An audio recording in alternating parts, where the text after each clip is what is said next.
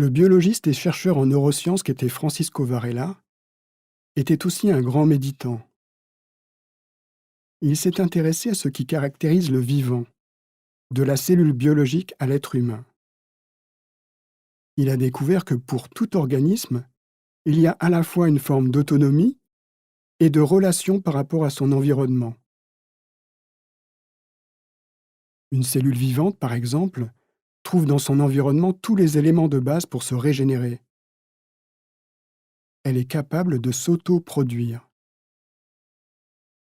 Comme le dit Francisco Varela, une cellule vivante n'a pas besoin d'un agent extérieur qui tournerait la manivelle pour qu'elle vive.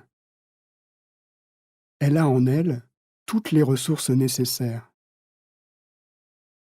Elle n'est pas programmée de l'extérieur, même si elle est en relation avec son environnement et y trouve les éléments nutritifs dont elle a besoin. Nous-mêmes, comme êtres humains adultes, nous n'avons pas besoin que quelqu'un tourne la manivelle de l'extérieur pour que nous vivions pleinement. Nous avons en nous toutes les ressources nécessaires. Pour autant, nous sommes en relation au monde, tout comme une cellule vivante est en relation à son environnement. Francisco Varela allait jusqu'à dire que l'environnement d'un organisme vivant n'est pas, comme on pourrait le croire, quelque chose d'indépendant de cet organisme, auquel il devrait s'adapter, mais il y a comme une sorte de danse, au cours de laquelle les deux, l'organisme et l'environnement, se spécifient mutuellement. Songeons par exemple à la relation entre les abeilles et les fleurs. La couleur de certaines fleurs semble avoir évolué conjointement avec la vision des abeilles, comme pour mieux les attirer à elles. En retour, les abeilles peuvent plus facilement distinguer ces fleurs pour y trouver leur nourriture. J'aimerais explorer deux aspects, autonomie et relation au monde, que l'on peut découvrir lorsque l'on pratique la méditation. D'une part, lorsqu'on s'assoit en méditation, on peut faire l'expérience d'une forme de rassemblement, d'unité. Dans notre vie quotidienne, nous sommes souvent dispersés, accaparés par différentes tâches, soumis à des sollicitations de toutes sortes. La méditation tranche radicalement avec cette situation. Pour méditer, nous créons les conditions pour nous extraire des sollicitations du quotidien, sans téléphone portable pour le temps que va durer la pratique. On peut alors éprouver une forme de soulagement, avoir ce temps silencieux où nous ne sommes pas soumis à la pression du quotidien. On peut aussi avoir un sentiment de malaise, car même si les sollicitations extérieures habituelles nous dispersent, elles nous rassurent aussi, en nous donnant le sentiment d'avoir constamment quelque chose à faire. J'aimerais vous inviter à explorer l'une des expériences que nous pouvons faire lorsque nous pratiquons la méditation. Nous pouvons nous sentir unifiés, rassemblés, pleinement humains et en même temps autonomes. Nous ne sommes plus des nourrissons qui avons besoin du lait maternel pour vivre. Pour autant, même si nous sommes rassemblés, nous ne sommes pas coupés du monde. Nous sommes en relation avec tout ce qui nous entoure. Nous avons réduit au silence les sources de divertissements habituels. Et en même temps, nous découvrons que notre méditation n'est jamais complètement silencieuse. Peut-être sommes-nous en environnement urbain et nous entendons des bruits de motos ou de voitures, ou les voix étouffées des voisins, des bruits de cuisine. Peut-être sommes-nous à la campagne et nous entendons des bourdonnements d'insectes ou le chant des oiseaux. Méditer, ce n'est pas chercher à nous couper du monde, mais au contraire, voir à quel point nous sommes en lien avec le monde. Dans la méditation, nous sommes seuls, mais pas isolés du monde. Nous pouvons même voir que lorsque nous pratiquons, un monde émerge. Un monde à chaque fois neuf. Un monde changeant. imprévisible. Méditer, c'est en quelque sorte créer les conditions pour qu'un monde émerge et danser avec lui.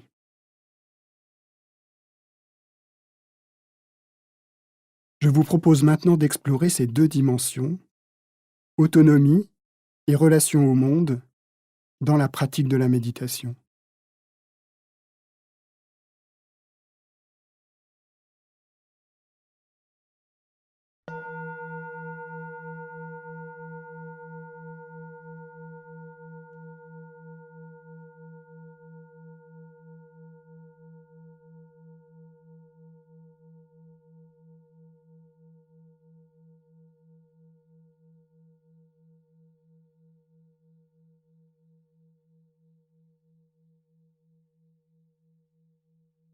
Asseyons-nous. Prenons la posture de la méditation.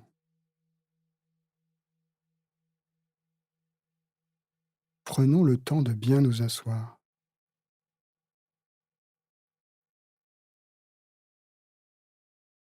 Si vous êtes assis sur une chaise, les jambes sont parallèles et les pieds posés sur le sol.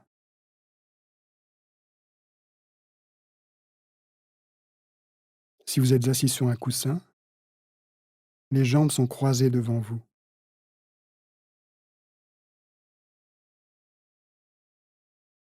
Les mains sont posées sur les cuisses,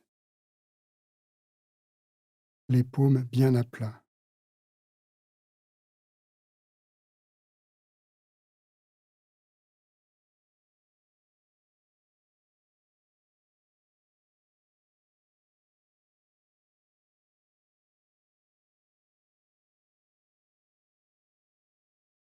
Le dos est droit.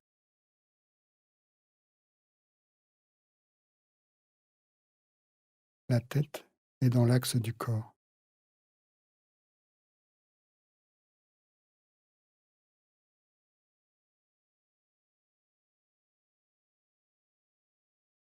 Cette posture nous érige vers le ciel.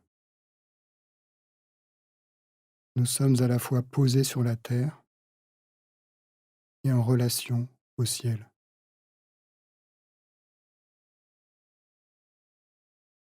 Les yeux sont ouverts et le regard est posé devant soi à environ 1,50 m,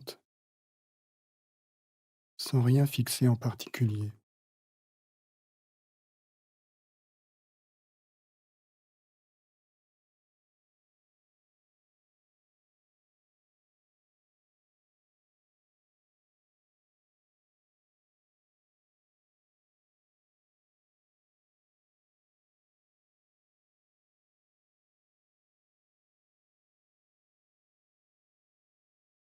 Sentez comment cette posture nous rassemble.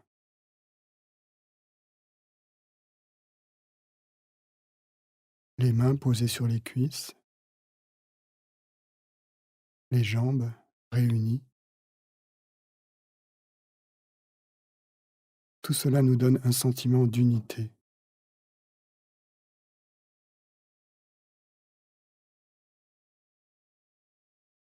Nous ne sommes pas dispersés, comme parfois dans la vie quotidienne.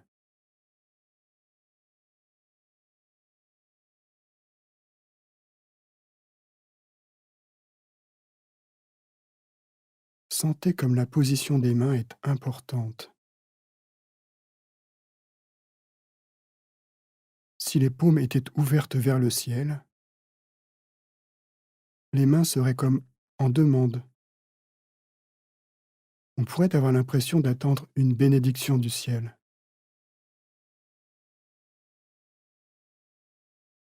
Posons-les simplement à plat, les paumes au contact des cuisses. Dans cette position, les mains ne demandent rien. Dans la méditation, nous n'attendons rien. Nous sommes sans projet, sans l'idée de résoudre un problème ou d'être secourus par une force extérieure.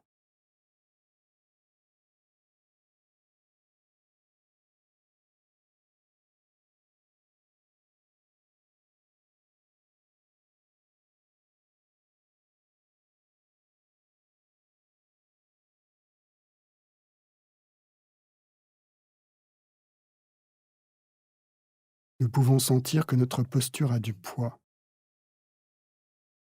Nous ne sommes pas flottants, nous sommes posés sur la terre.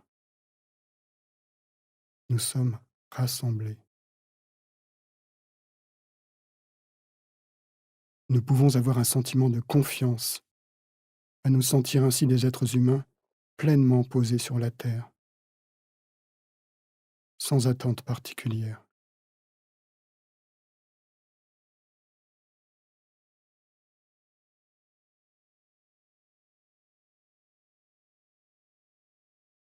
Prêtons attention à notre souffle. L'air entre par les narines ou par la bouche. L'air sort. Nous pouvons être attentifs à ce mouvement de va-et-vient.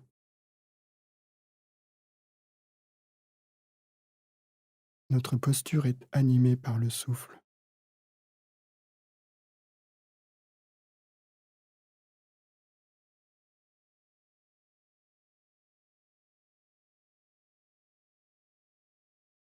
Sentons comment l'air emplit nos poumons, notre ventre.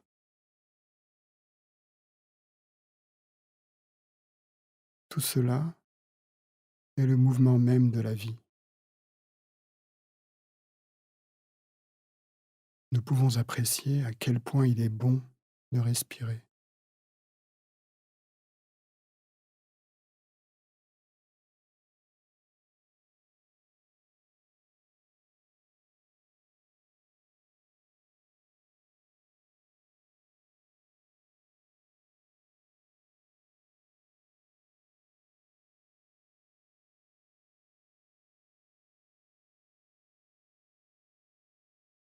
Lorsque nous pratiquons la méditation, nous sommes seuls, rassemblés, mais nous ne sommes pas dans une bulle, isolés du monde. Peut-être pratiquons-nous dans un lieu qui nous est familier, un endroit que nous habitons, entouré d'objets qui ont une histoire particulière. Nous pouvons sentir le lien que nous avons à ce lieu où nous sommes, à ces objets qui nous entourent.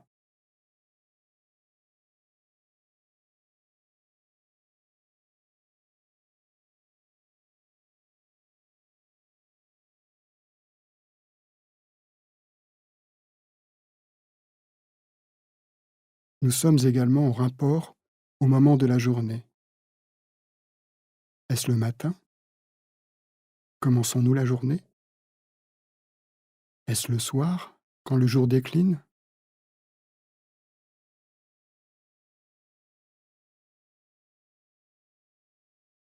Nous sommes en rapport à la saison.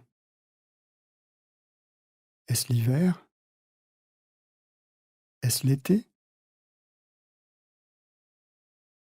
Notre rapport au monde est teinté par la saison.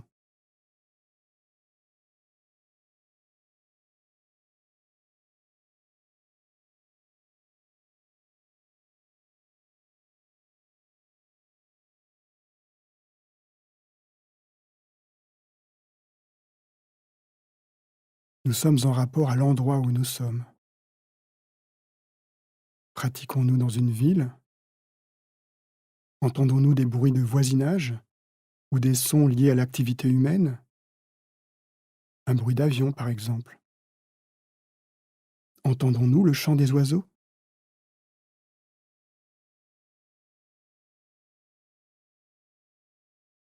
Soyons sensibles à la tonalité du monde qui émerge dans notre pratique.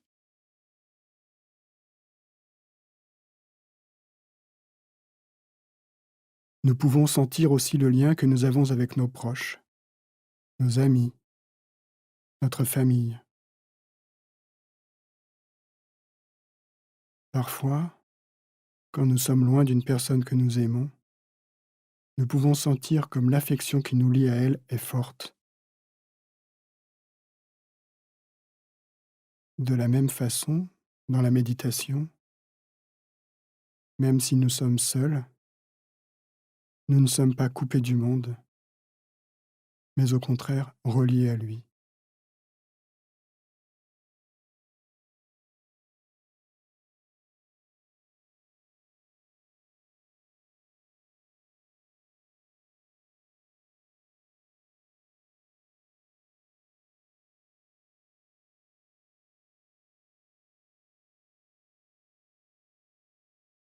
Au-delà du lieu où nous habitons, nous pouvons également nous sentir en lien avec la situation particulière du pays où nous vivons,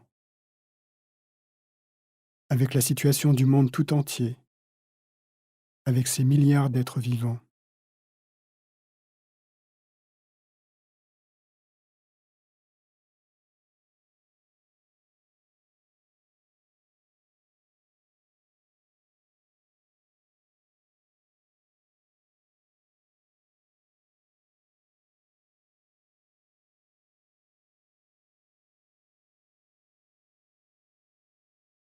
Dans la méditation, nous sommes rassemblés, réunis et en lien avec le monde.